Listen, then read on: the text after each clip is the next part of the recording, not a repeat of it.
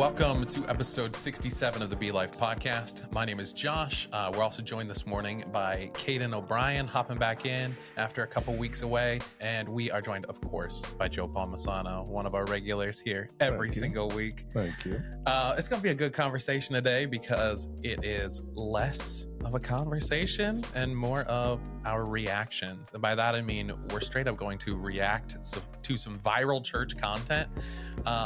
Hopefully some of them are going to be a lot of fun, maybe kind of crazy. I think it'll be a good time. The last couple of weeks, we've had some heavy topics we've been talking about. And so Joe said, Josh, you know what? Next week, you can pick what we're going to do. And I'm like, all right, we're going to have a good time. Our producer, Zach, has been sending me these videos for months now. He sends me a video. He says, what do you think of this? Does this seem too ridiculous? What do you think of that? And I say, you know what?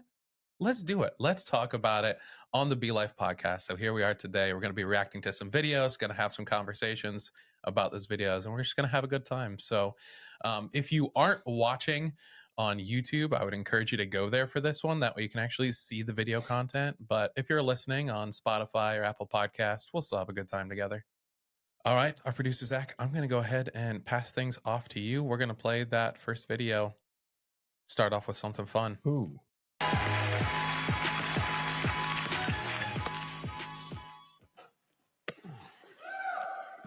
This has got to be Crossroads Church. This is Ed Young of Fellowship Church. Okay.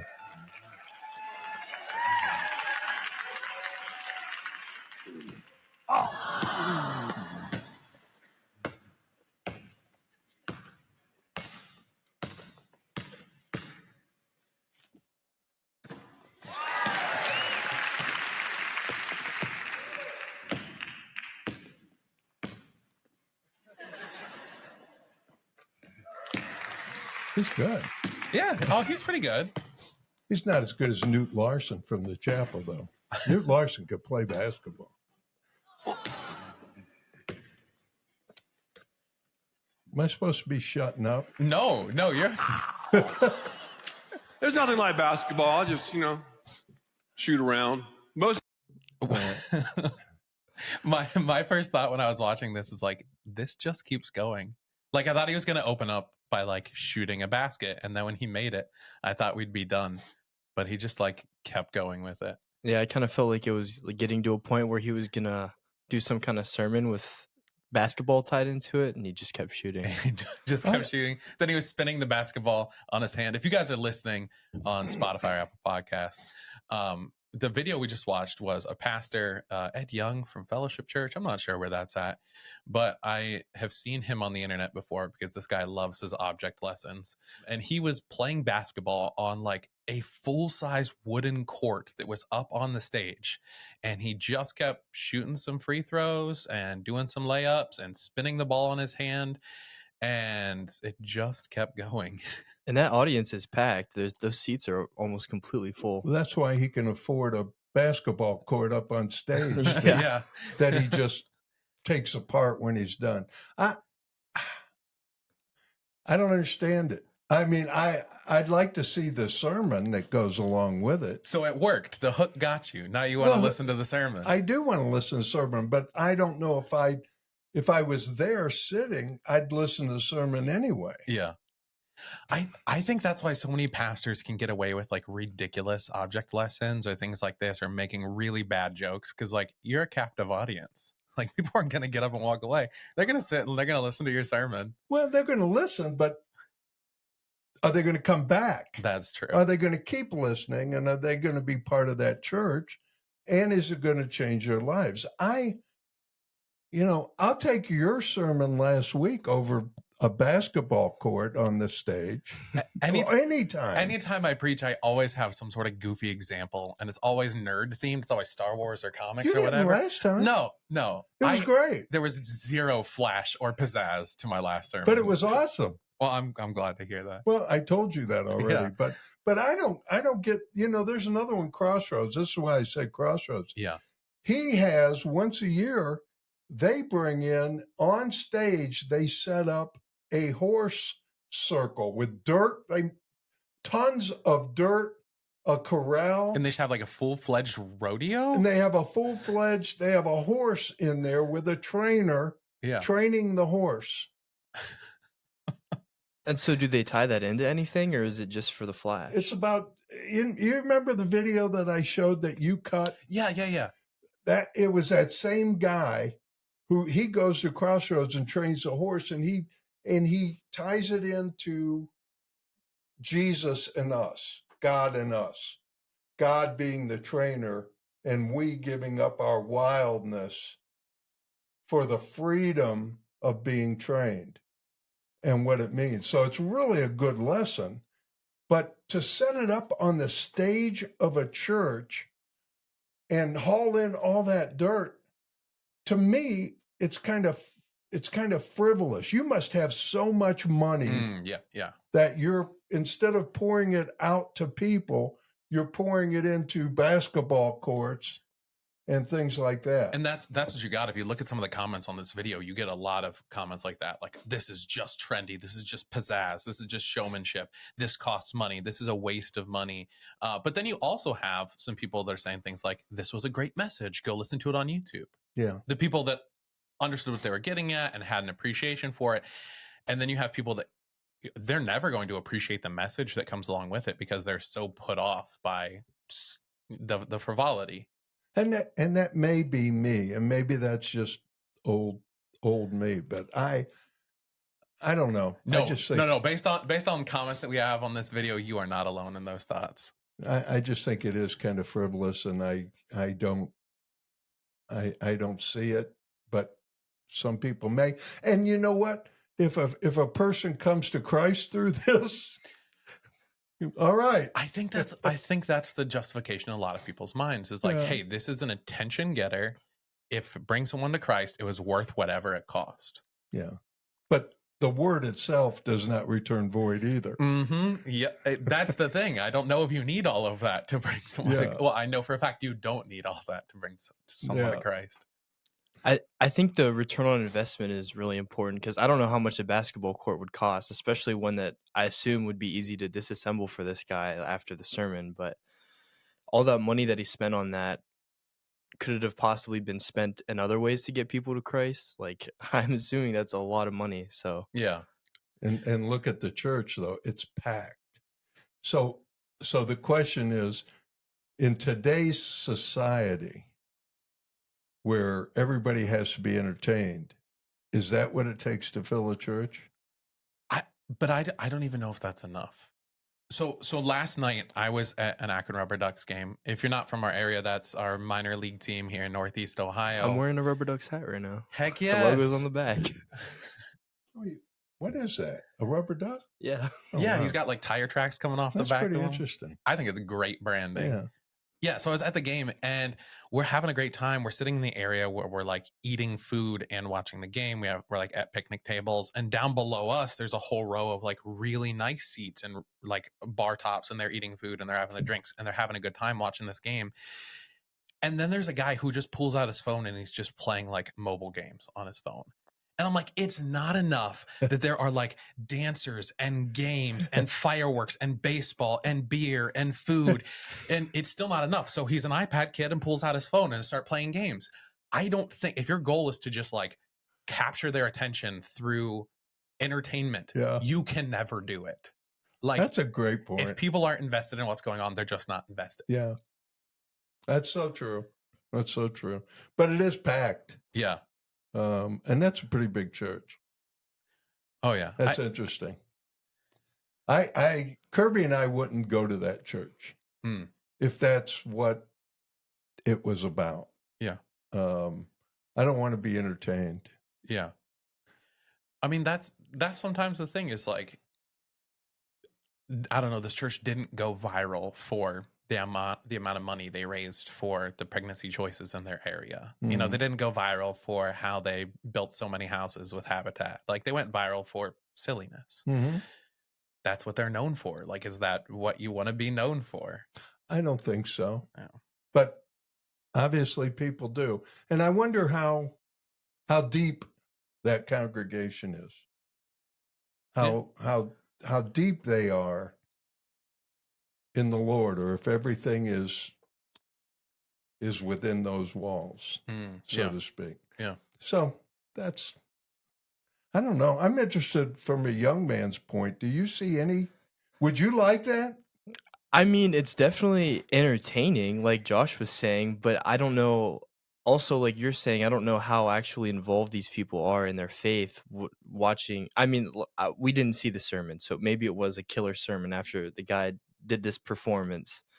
But I'm just wondering what would happen if you were sitting in our church and Josh was doing a sermon, or Pastor Dan, and all of a sudden they came out from behind the curtain and there was, let's say there wasn't even a basketball hoop or a basketball floor. Let's just say they got one of the standards up from the gym and brought it in on stage. And for 5 minutes, they were just shooting hoops. And I think, I mean, personally, that's not the way that I like to engage in the faith, and so I think that would just be incredibly distracting for me. But I mean, maybe for some people, they need something super flashy to actually get them invested in church in the first place, which is, I think that's a shame. But the fact of the matter is that, so I had during one of my honors courses in college last semester, we talked a lot about how society is becoming very frictionless. And so, like, with our phones and social media, like, it's so easy. Like, you just scroll and you're constantly entertained by new things all the time. And a lot of people are on their electronics constantly. And so our brains sort of just crave this constant, exciting new forms of entertainment. And so for young people to get engaged, it might be necessary to do that kind of stuff. But for me personally, no. it's interesting. All right, Zach, you got another video for us. I know you got a lot of them loaded I'm up anxious today. I wonder what other people are thinking. It's, the people who are turning into the podcast, but this is Yeah, if you guys are watching along with us on YouTube, please leave a comment. What are your Yeah. thoughts on these videos?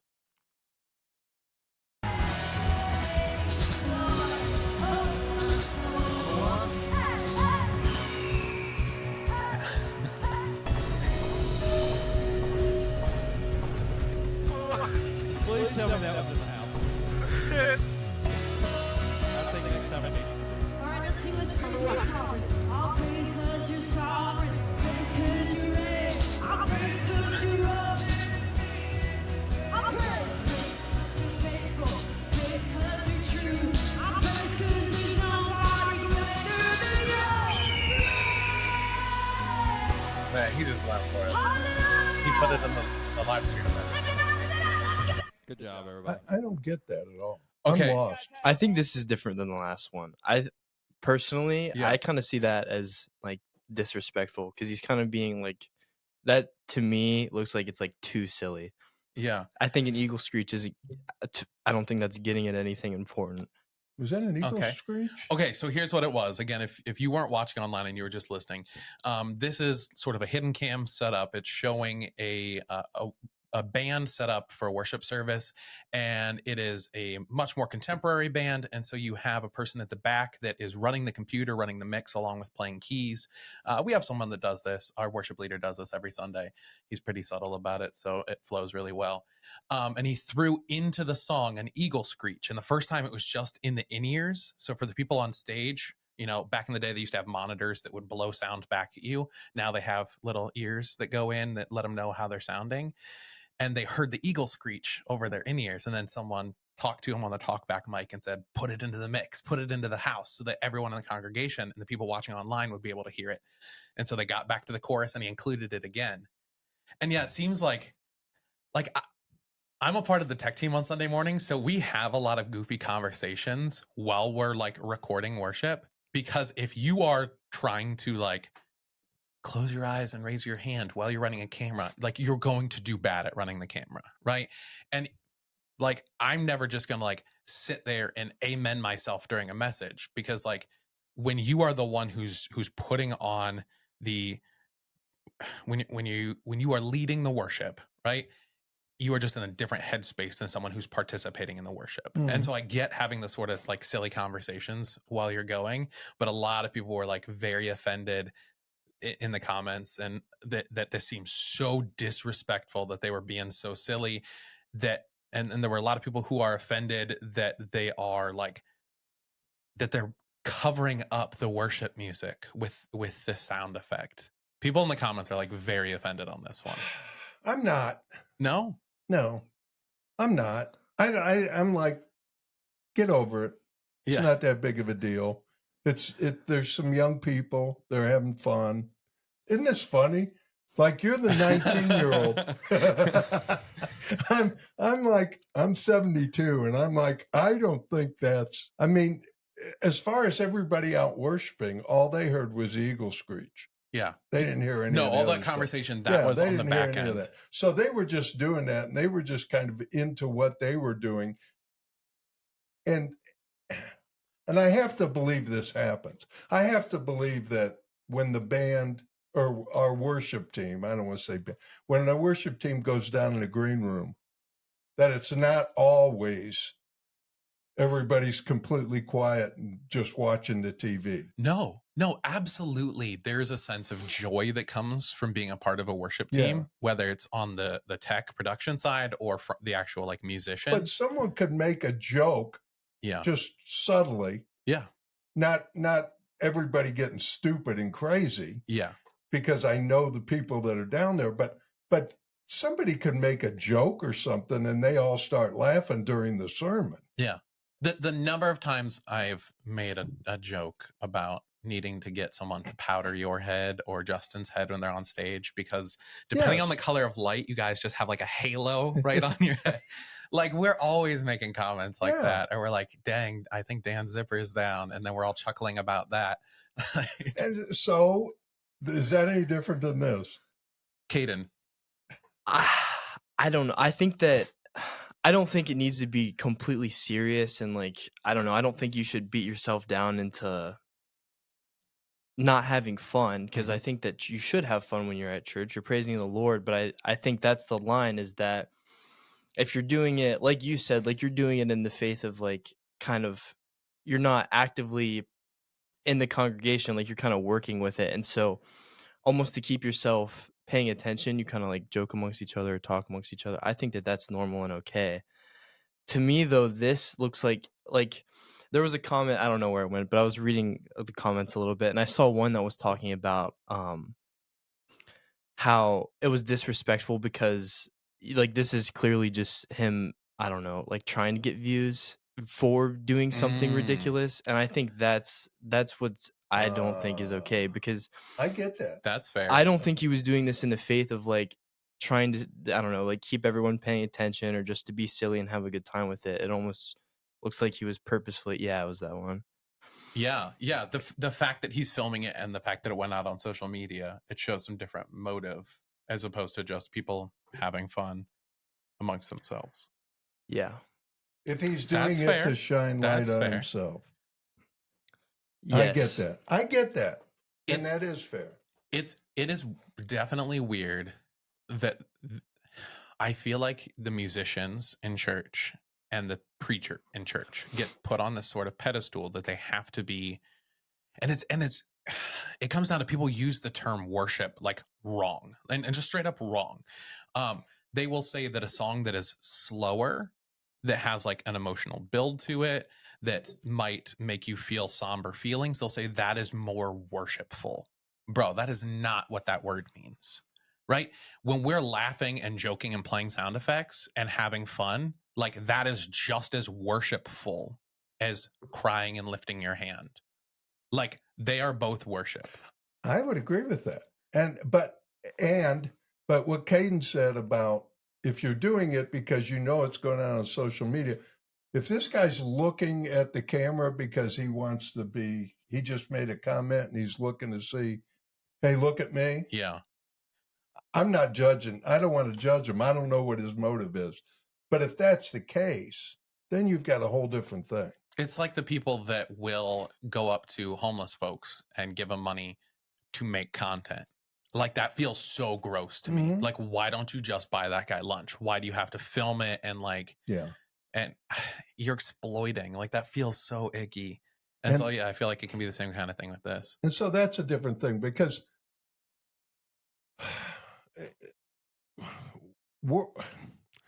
I don't want to be sterile in worship. I don't want to be sterile. I want to have fun. I want to be real, if that makes any sense. And God, I think God, God wants us to be happy and have fun and enjoy and love, and all those things. But I agree, there's a fine line between doing that and doing it for your own satisfaction or your own notoriety to shine light on you. So, and I think the overall narrative of the Bible reflects that same message that you just shared, because people, someone had commented like King David danced naked in the street, right? Unashamed. And when his wife critiqued him for it, he goes, "You're now cursed, woman, because I'm going to praise God unashamedly." And like, the Bible says that, basically paints it as, he was correct in that. And then you have like the sons of Aaron that go to mix the incense, and they do it haphazardly. And that says that fire comes down from heaven and consumes them, right? So the Bible condemns people that break the orthodoxy for selfish reasons, and the Bible praises people who break the orthodoxy because they're trying to get to the heart of the message. Jesus is constantly critiqued for, whoa, that's not how we follow the law. And he's like, you're missing the point of the law then. That's interesting. That's good. That kind of wraps that up. I don't know if there's any. No, it's a good wrap up. I think we're ready for video 3. I'm curious how our producer Zach is picking which one he goes for. Okay, he just. No, is this that same guy? Wow. Ed Young, yep, this is the same church. What a ride. I've never been on a roller coaster like this before.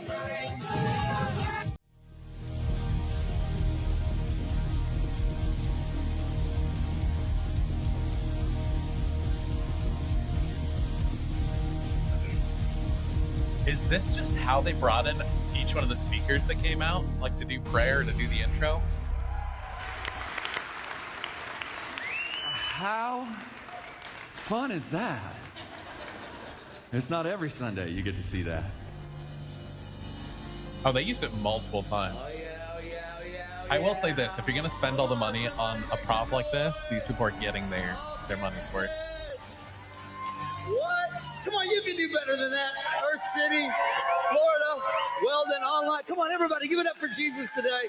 It's a great Man, that was amazing. Was that? At this point, it has to be like the whole sermon That was series so they were using cool, it. Man, amazing. I mean, like when we did the turn, I did double loops. I did not expect a double loop. That was so crazy. Oh, man, that was amazing. Wow. Man, who doesn't love a great roller coaster, right? Incredible, right? I'll catch up with you guys. Wow, amazing. Do I have any? Okay, so for those of you listening, this is the same church where they were playing basketball, except they have like a full-fledged roller coaster that only gets maybe like 4 feet off the ground, but like it's a full roller coaster, and there's little cars coming out, and it's bringing the preacher and the band out on stage each time they come out, and it looks like they used it for multiple weeks throughout like a sermon series. Or was that different? I saw a comment. Was that different megachurch pastors using the same idea? Okay, so a lot of big churches are networks together, right? So like back in the day, it used to be big denominations. Now all the big churches are non-denominational, but they're actually still a part of a denomination. They're part of a network that's together. So yeah, it could have been like someone saw it and they're like, hey, who'd you use for that? And so it got passed around between different churches. Yes. Yes. I'm thinking that's what it was. And each one of those guys was a different megachurch pastor. Yeah. Interesting. Caiden, gut reaction. Well, I think the one speaker,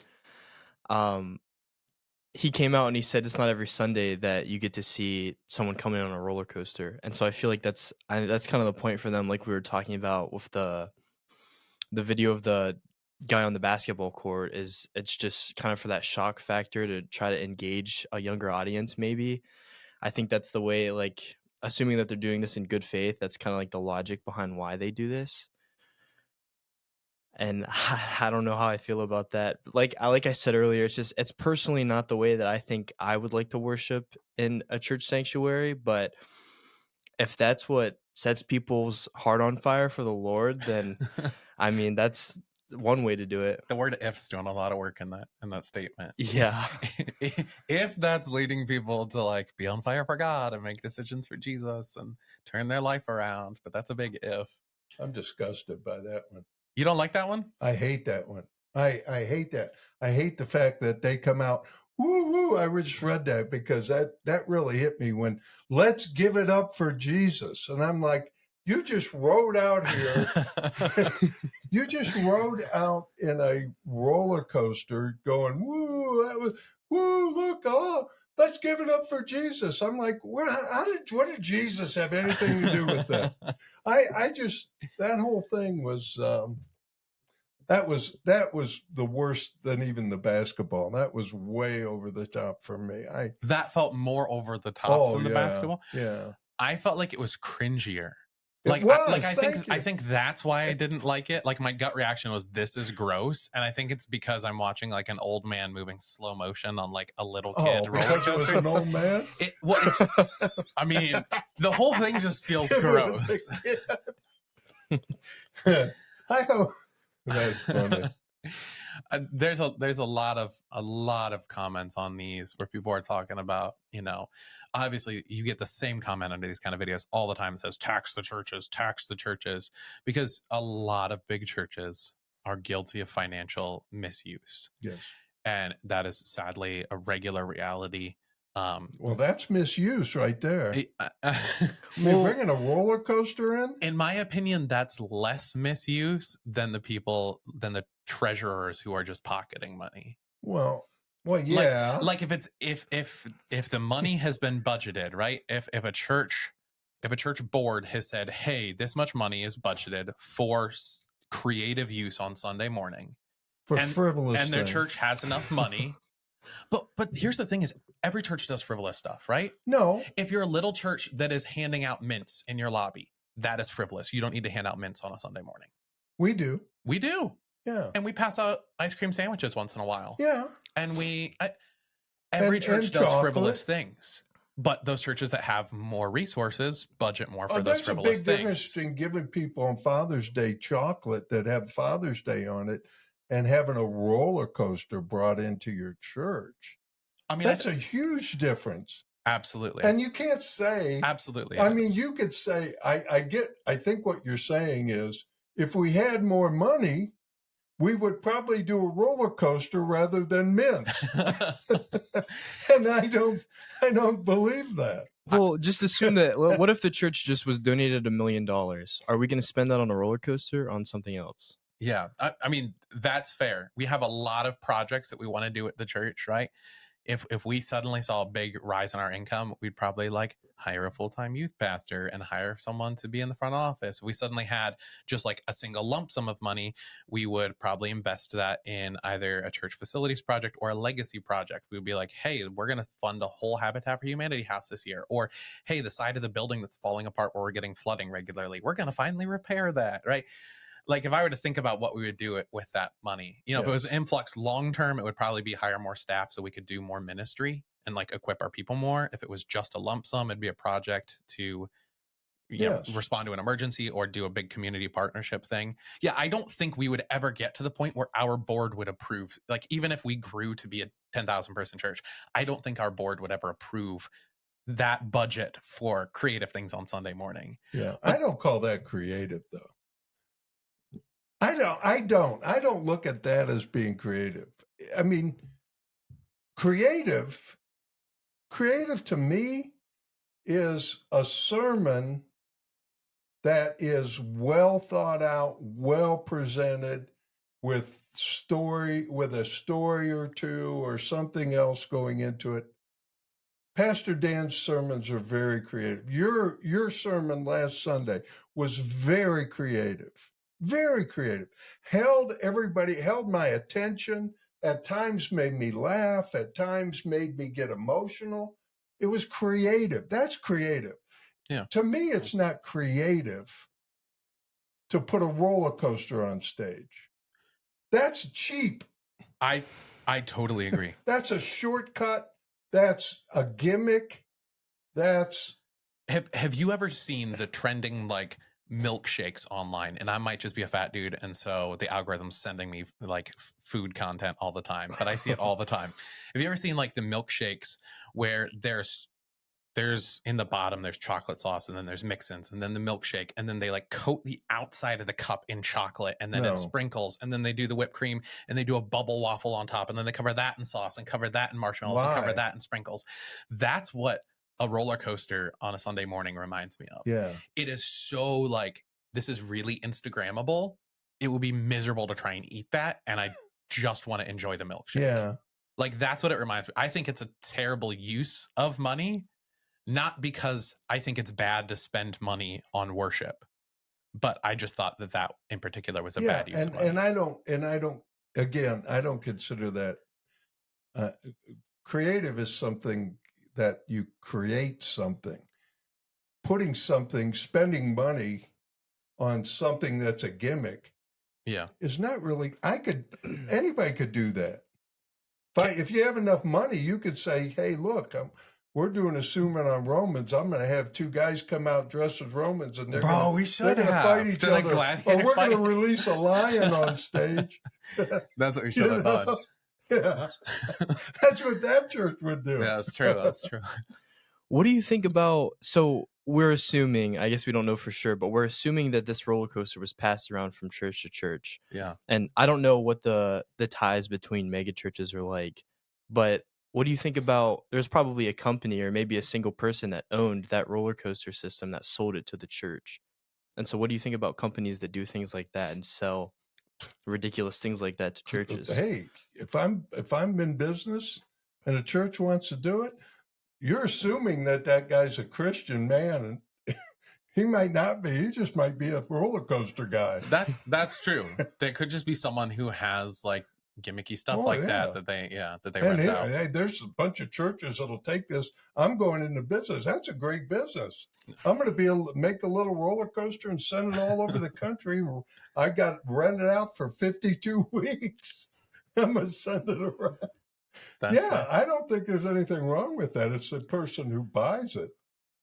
It's to me, I think it would make me feel like, okay, so like, let's say I created this company where I'm selling this roller coaster. I would almost feel guilty selling it to churches.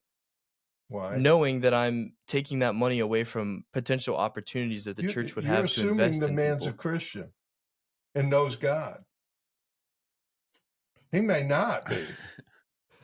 He may be some guy that's he's doing all kinds of things with his money. He doesn't know. I think it's interesting because especially younger generations are very anti-institution. And so are very quick to be like, I'm not going to go work for the man. I'm not going to, even if I own a business, I'm not going to sell it to someone who's going to be exploitative in this way or that. I think money talks. I think like money talks, period. And I know so many Gen Z people who are so anti-institutions. So, hey, I'm going to like do things differently, that still go get corporate jobs and they still sell out because it's a paycheck. And so I think that even if someone had principles that would conflict there, I think that if an organization was going to offer them the money, they would take it. And that might just be really skeptical of me, but I'm watching like my Gen Z cohort like move up in the workplace, and a lot of us that started out with this like very happy-go-lucky, hey, I'm going to change the world, I'm going to go be an environmental consultant. Nope, I just got into finance. I work in a cubicle in this big building. Like that is what keeps happening to all of us because money talks. I've owned businesses all my life. And before I was saved, I couldn't care less who bought it. You know, I'm selling stuff. If you're listening and you think that Joe and I are totally wrong and you think Caiden's onto something, go ahead and leave a comment for us. I'm sure. I'm sure there's going to be people who think that. I guess I don't think there's anything wrong with a business model. I guess that's not really what I'm saying. I just mean that I think there's a point where church gets commercialized too far. Yes, I agree. And I feel like that's what that is. But and whose fault is that? The person who's selling the product or the person who's putting it on? Well, everyone's in the engaging name in of it. Jesus. That's the thing though. The like, whose fault is it? I think that there is this like, I'm just going to pass the buck. Like, I'm just the dude selling it, right? That church already approved that they were going to spend the money that way. If they don't buy it from me, they're going to buy it from someone else. So like, there's this sense of like, You didn't say that for the basketball court. Well, no, I guess I wasn't thinking about it at the time. the but- basketball court felt more reasonable. And the roller coasters just Well, I feel agree. so The ridiculous. roller coaster seemed that it hit me that way too, and I've said that. But it's funny we didn't say that for the basketball court. Well, that was Basketball before court I was reasonable. that was before I was thinking about it being passed About it around being from passed church to around. church, and that's what made me think Okay. about, as a Alright. business strategy, who's renting this thing out. All right. It's interesting. Riddle me this. So you get these sort of conversations, you get these aggressive critiques about trendier churches that are doing these sorts of showmanship things. If a Catholic church in our area paid $2 million to have a ginormous stained glass window put into their church, would we critique it the same way? Would we No. say that's a terrible use of money because that is sprinkles on the ice cream? Who's that bringing to Jesus? No, I we think would it's not. I think that it's critiqued the same way. I just don't think we would. Everybody'd be going, oh, think about the Vatican. Yeah. Think about how much money is spent on the Vatican. Infinitely more money. Yeah, there are big Catholic churches around the world spending infinitely more money than these mega churches ever could. All right, what about, remember the Crystal Palace or whatever it was out in California, that guy that had that TV church? Oh yeah. Crystal, it was, the thing was gigantic and it was all glass. He had this church built that was glass, and it was in LA, and all the stars would go to it, and he was huge. But it was seen as It was seen as classier and reverence, Oh, and yeah. like this is a holy way to we're spend letting, money. we're letting God's light come in. He could Mhm. see us worshiping. That's what he used to always talk about, is, oh, we wanted to leave it open so God could see us.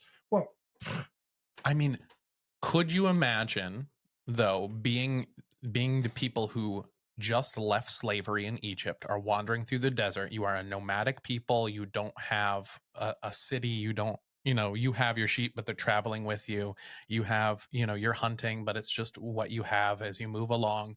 And then for your religious leaders to come and say to you, hey, we're going to build a tent. We're going to build a tabernacle to worship God.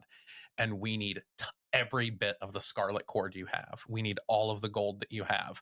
We need all of the sheepskin that you have. And it's like,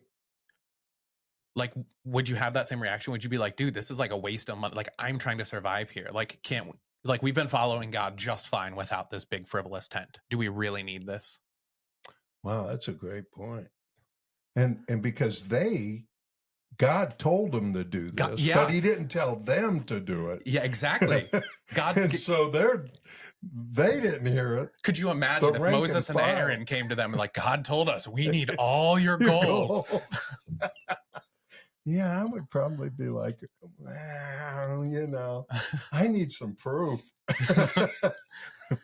So, Caiden, you'd feel the same way about like a traditional church. Like, they just rebuilt Notre Dame in Paris after the fire and spent years doing it and spent like a lot of money, and it just turned out exactly the way as they built it before. They put together a whole council. They're like, how are we going to remodel this space? How are we going to? And they're like, nope, we're going to do it exactly as we had it before, but spent like millions and millions doing it. You feel critical about that as well? I'm not sure now. I feel like you just made a good point, but I don't know. So like I have an uncle. He does stained glass, and he used to do a lot of stained glass for churches. Mhm.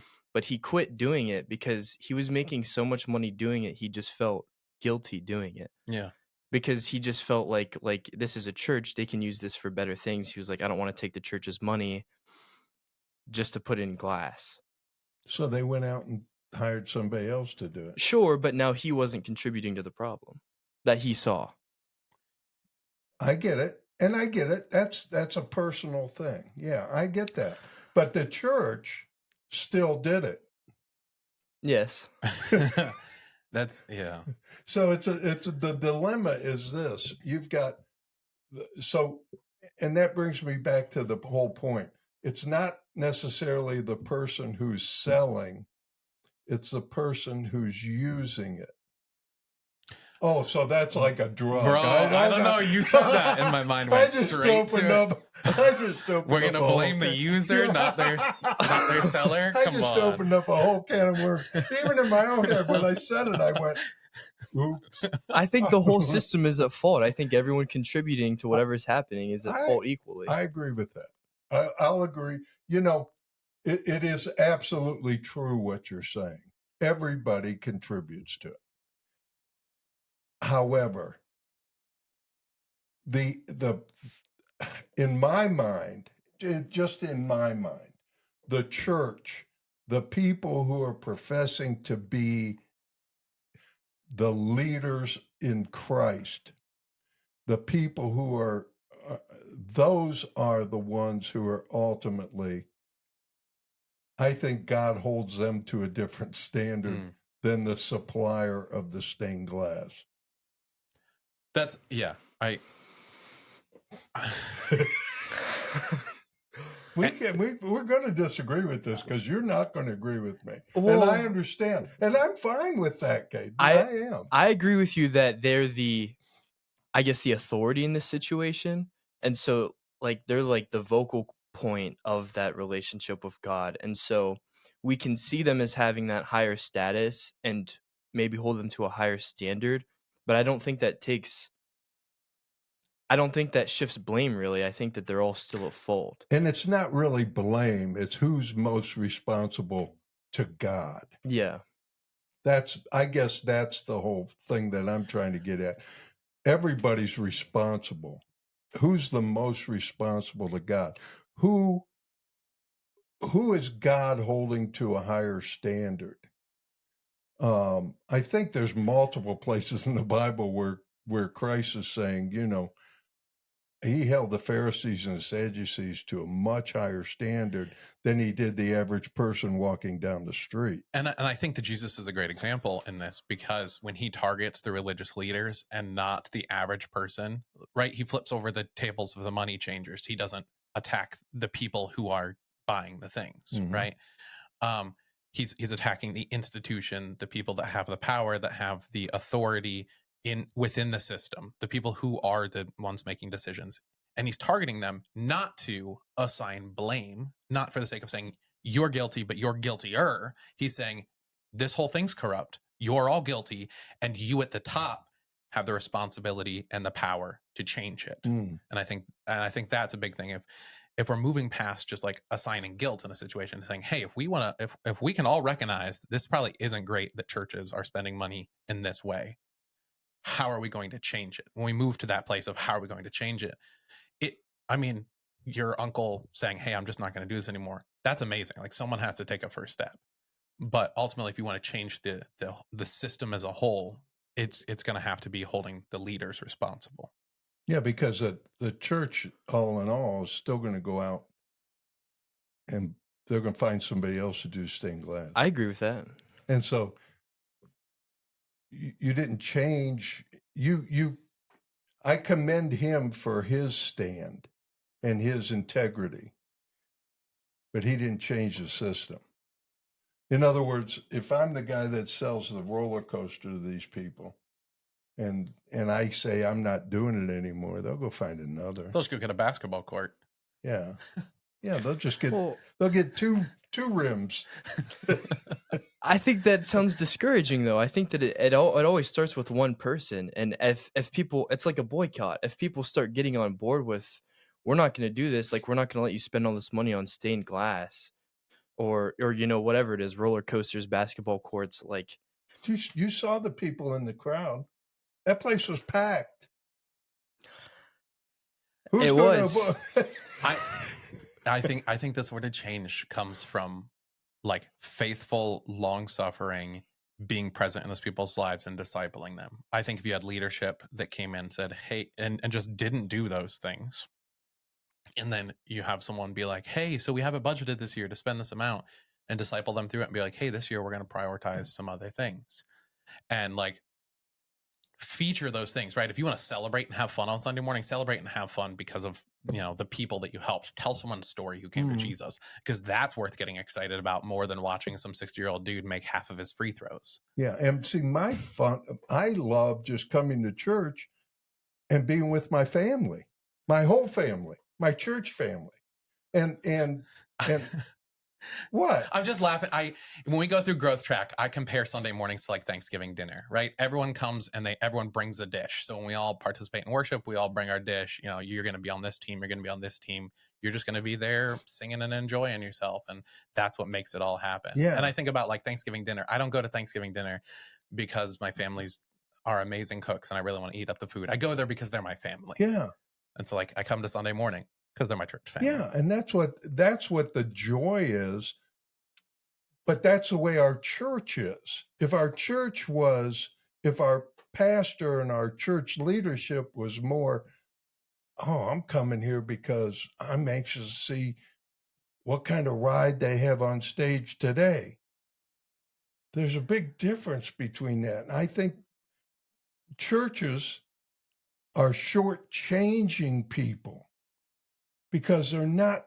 I wonder if that church talks redemption and that you have to turn from your sins, and talks hell and talks all the things that are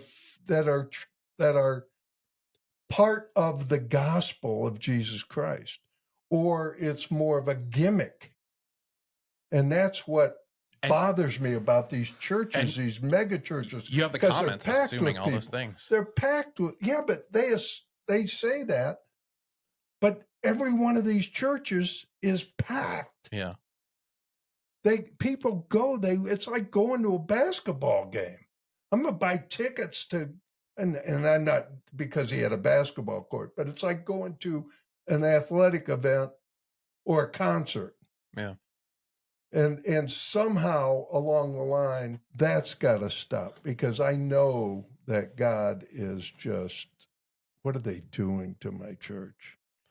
What are they doing? And then we have, and this is where we have such an amazing church here with such amazing people, and we're doing God's work, and this church isn't about the walls of this church. It is everything outside. This church that you've been part of your whole life, and you've been part of most of your life. To me, it's like, I say this all the time, this is like an oasis in the desert. But it's not packed. And it blows me away.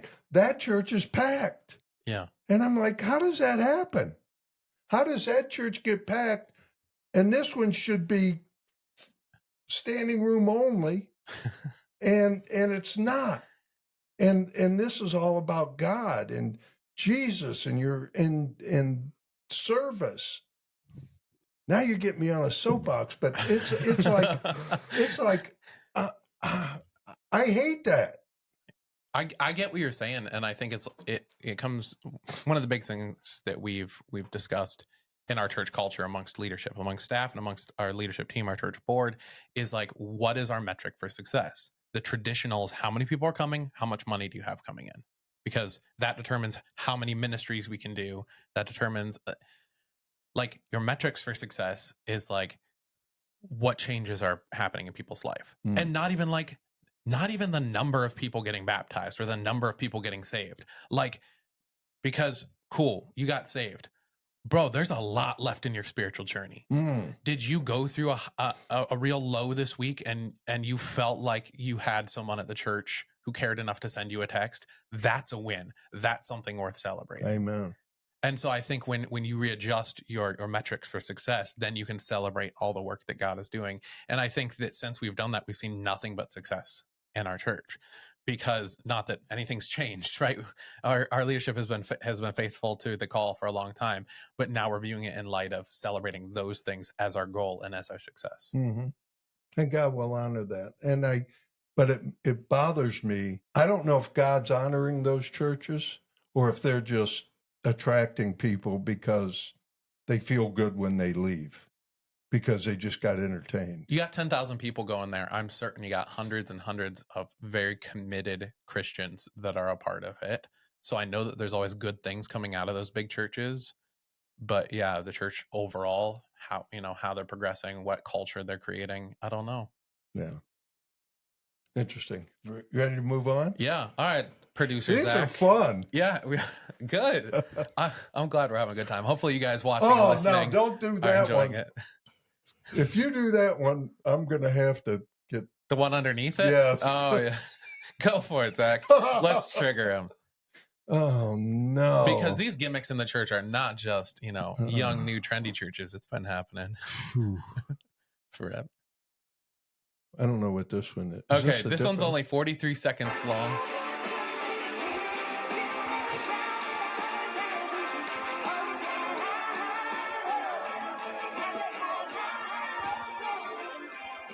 We'll just call it when it lands. Call it in the air. It's Super Bowl Sunday at this church, so they're having some fun. Let's just go with tails. Would you like to kick or receive the Bible? I will receive. Tom wins the toss, chooses to receive the Bible. Patterson back with the kick. Oh my goodness! Is that a touchback? Can you even get a touchback? First time in... Okay, so complete side note, I really like their podium. I just like the material on that. I do too. Okay, so for those of you just listening, it was Super Bowl Sunday at this church. They were doing a cute little skit on stage. I don't think people had so much of a problem with the skit so much as what was happening in the skit. A referee came out, flipped a coin, and instead of kicking off a football, they decided to kick a Bible. And so we got comments that are not happy with people kicking a Bible across the stage. Well, it obviously wasn't a Bible. What? No, it was. No, the Bible wouldn't travel like that. Bro, they got Bibles in every shape and size. Well, that looked like a fake Bible. All right, we got to replay it. We need to know if this is Try to pause it when he's that putting it on was the like ground. a plastic Bible. Because watch it take off. If she was kicking a Bible that thick, she would hurt her foot. Here we go. Coach Joe. All right. It's so hot, man. Church needs to spend more money on their lives. Look. Well, it looks like, those covers that they make for Bibles? Yeah. It looks like they have like a football-looking cover over a Bible. That's what it is. That's not a real Bible. No, it's exactly what Caiden said. It's the little leather Bible case that used to put your Bible without a Bible in it. Yeah, that's why it took off. Yeah. Okay, so... Well, it could have a Bible in it. No, it wouldn't have taken off like that. You want to kick a Bible? No, I don't. This is Mythbusters right here. We're going to kick like 16 Bibles to determine how... Okay, so... I think if it was wrapped... Because the reason a book would normally take off is because it would kind of flutter with the pages. Well, if it was wrapped up in a case... It would also be heavy. Think about a Bible. I am fairly certain that it's exactly what you said, that it's one of those leather covers. But it's not a Bible in it. I don't think they would have even kicked a Bible. Do you think that they practiced it with and to determine how much weight they should put in that Bible case? There's no way. She said, I'm not kicking a Bible. You can make it look like a Bible. Does that change it in your mind? Would it feel wrong to you if they were legitimately kicking a Bible, but since it's a prop Bible? No, it doesn't make a difference to me. Okay. But it's just not for a people Bible. in the comments, that would make a big difference for them. You think? Dude, the comments were so upset that they kicked a Bible. They're like, I would walk out. That's the at Bible. This. For real? Yes. But see, this, I think that I kind of want to get to this, what if with it's our not discussion. A real Bible? It's the same thing. If they made it clear it wasn't a real Bible, probably not. But they were making it out to be like it was the Bible. So real or not, what are they lying to me too? And then they kick their pretend Bible. So I guess it doesn't make it better. Funny. I don't know. So I said earlier that like these flashy things are probably attempts to get younger people involved, which I think is wild because if we're talking actual younger people like Gen Z or even the Gen Alpha, what's Gen Z, teenagers, by the way? What age? So that's 27 to 19. So you're Gen Z. Somewhere in that. Yeah, I'm right on. You and Zach, depending on how you define it. All right. So the original definition, right? Generations are supposed to change on year 6, and since I was born in '96, I should be the next generation. but it depends. I'm a boomer. Oh yeah, you are. You don't even know what that is, do you? No, I know what it is. I'm Gen Z. Boomer's now basically a swear word on the internet. I don't To call care. someone a boomer is I like the don't deepest care. insult. I am. I embrace it. But I think younger folks that are like anti-gimmick, anti like hashtag no filter like generation Yeah. is not super into these sorts of things. Well, So I don't think it's meant to.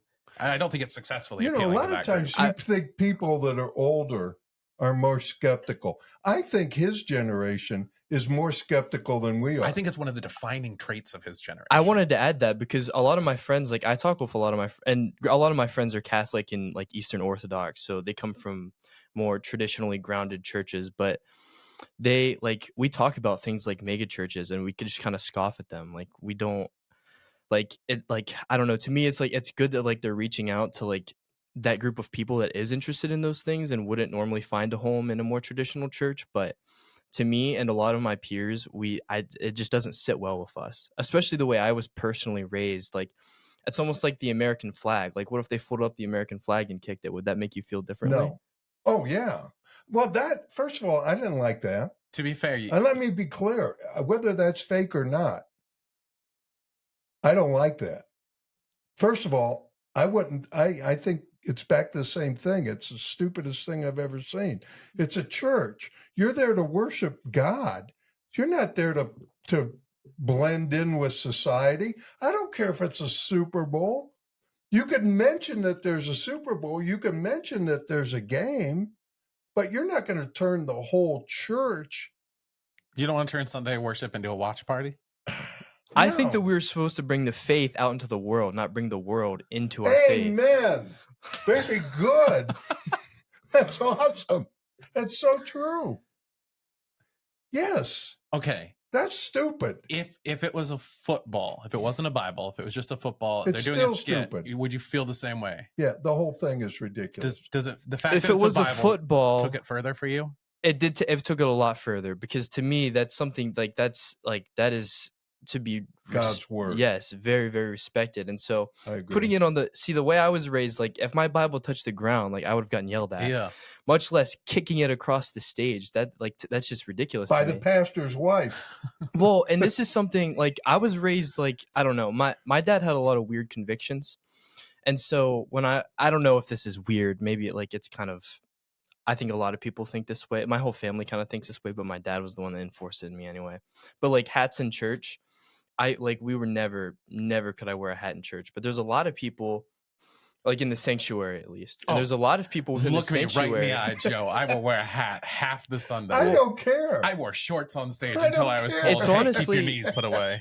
I would say I don't care, but it's hard for me not to because I was raised in such a way that I had this conviction ingrained in me that it's just hats off in the sanctuary. And so even today, like when I go into like Sunday worship here, I see so many people wearing hats and it gives me this weird feeling inside. And so I push it down because I don't want to be contemptful. And I understand that that's a unique conviction that I have that a lot of people don't. But it's just for me, I will not wear a hat in the sanctuary. Yeah. I am all for like making space for whatever people's convictions and unique cultures are, right? At no point am I ever going to be like, I don't know, if you're a person who's like very against drinking alcohol, I'm not going to ask you to go get a beer with me, right? If you're a person who doesn't touch the opposite sex because, that's viewed as too far, cool. I'm not going to try and high five you, right? I'm going to respect whatever your convictions are and your personal boundaries. And I think that one of the best ways we can do that is by like recognizing them in each other, but also like making space for each other's convictions and boundaries. Like I am totally like, I was drawn to this church because when I came on a Sunday morning, I saw the ushers passing the offering plate and I saw a dude in a t-shirt and shorts. I saw a dude in a full suit. I saw a dude in like business casual and I saw a dude in a full like track suit, and they're all like passing the offering plate together. And I'm like, this is great. Like, I want that diversity of convictions, that diversity of cultures, because I think the church is supposed to reflect that. I will always be the kind of person, like, when I first got tattoos, my mom's like, you're a minister. That's going to limit who you can minister to. And I'm like, you know what, Mom, if that puts up a barricade, then I don't know if that was who God was calling me to, because this is what I'm going to do. Mhm. And since then, I have had so many times where I've had someone who comes to church and says, like Brandon brought a friend and he goes, yeah, this is Josh. He's cool. I mean, look, he's got tattoos. So like, I was assigned to them that this is a safe space for them because I had tattoos. That's not why I got tattoos. I got them because that's who I am. And that's being honest about who I am. Right. I've also had great conversations in public when people ask me, what do your tattoos mean? And I'm like, oh, they're all like religious, because like my Christianity is my number one identity, but I also love art. And so this is a mix of the two.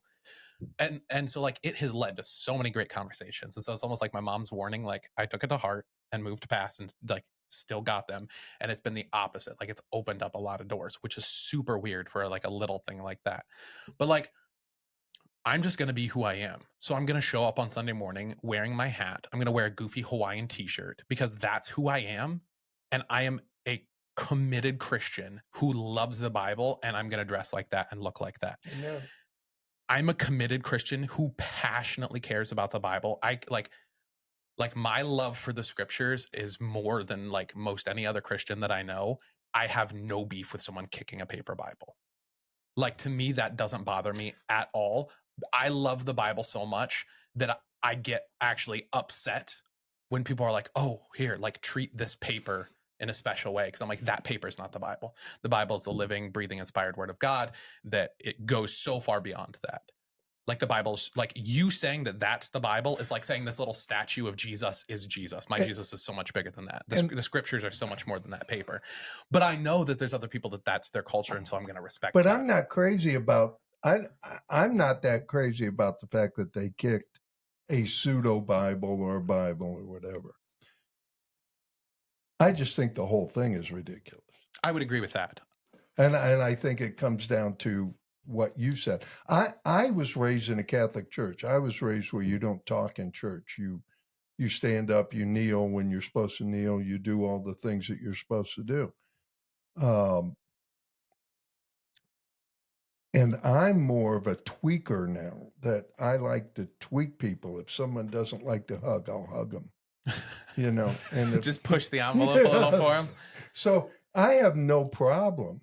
Even at my age, I have no problem. In fact, I embrace Josh and how he wants to be and how somebody else wants to be, and someone wants to be dressed up and someone doesn't. And I embrace that because I see now what Christianity is all about. And Christianity is about, not about your body and your looks. It's about what's inside and who you are. It's like, I want to tear down all the barriers now around me that keep me from experiencing people just like you, Caiden. I didn't know you before you walked in today, and you walk in, you're this big guy, big arms, the whole thing, and got a great smile and all that, but I don't know you. Now I'm knowing you, and I don't care. I don't care about your hair. I don't care about your eyes. I don't care about anything. I don't care about your arms. I care. I'm learning to love who's inside.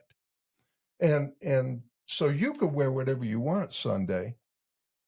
I'll be just fine with it because now I know who you are, and there's a relationship that goes much deeper than who you are as a body.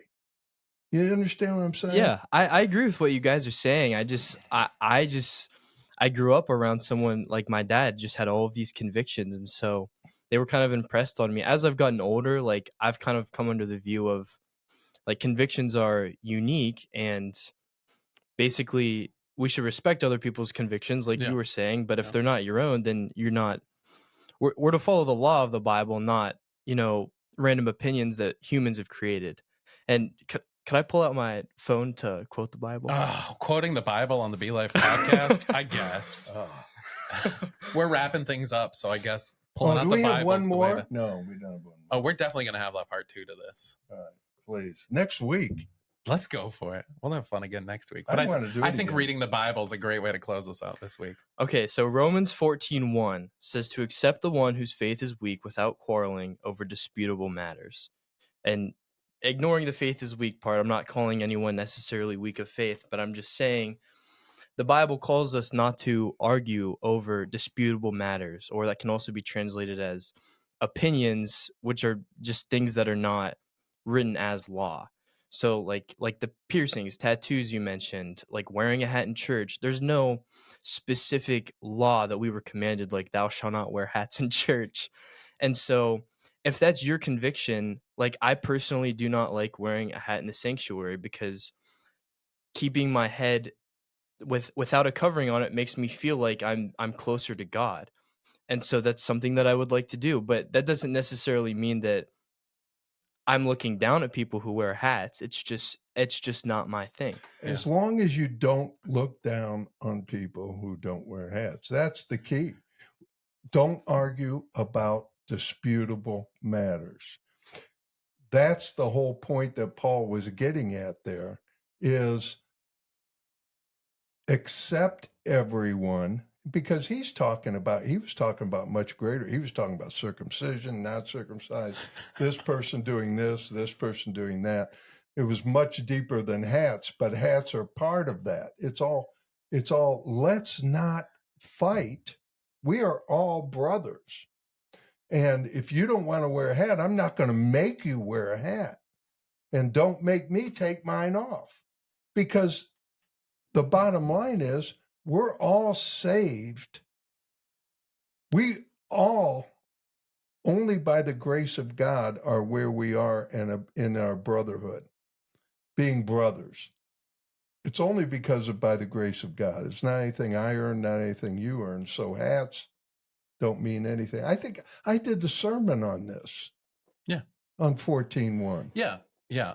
So if you guys are interested, you can go back to the Canton Nazarene Church YouTube I'm not page. trying and you to can do watch that. I Joe's don't need a sermon on Romans plug. 14. I wasn't trying to get a plug. I just said I did a sermon on this here at the church. Yeah. And I remember talking about these things, and it's interesting you brought that up, because that is a great, you like that verse, obviously. I do. I like Romans in general. Yeah. I've been returning to it recently. Yeah. Hey, it's a great devotional book that can help you through the Yeah, yeah. Well, we've had a lot of fun here on this episode. If you guys have some opinions, I mean, we've had a lot of hot takes here, right? And I think that one of the important things about the format like this, where we got some people around a table sharing these opinions, is we got different convictions, we got different backgrounds, we got different just like things that we like and things that we don't. And so I'm grateful for this format where we can share those. I'm also grateful for the comment section where you guys can share your thoughts, right? If you totally agree with us, if you disagree, if you're like, hey, you totally missed this whole point, leave it for us. We'd love to respond to some of those comments. We'd love to just read them. And we love to know that our work and the words that we put in, all the work that our producer puts in, we love to know that it's reaching you. If you aren't already, we would love for you to subscribe, like this video, share it to someone. If you're listening on Apple or Spotify, give us a follow. It's a great way to get this content out there for more people. I think we're going to be doing this again, if not next week, then we're going to do it again sometime soon. Our producer had so many videos for us to go through. And I think it's a great catapult for conversation. So I think we'll definitely hit it up again. But for today, thank you so much for watching and listening. We'll see you again next time.